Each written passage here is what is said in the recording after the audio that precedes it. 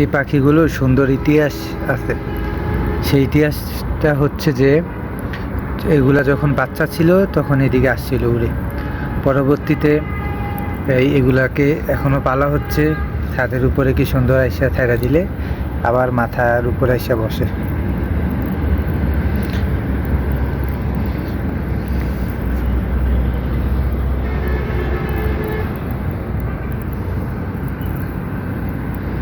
এক সময় চলে যাবে সেটা জানি, মানুষে তো থাকে না, আর পাখি থাকবে? এটা তো সম্ভব না। আরো আগে মানুষ এত কিছু দিলেও থাকে না, আর পাখিকে সামান্য খাবার দিয়ে কি আর রাখা যাবে?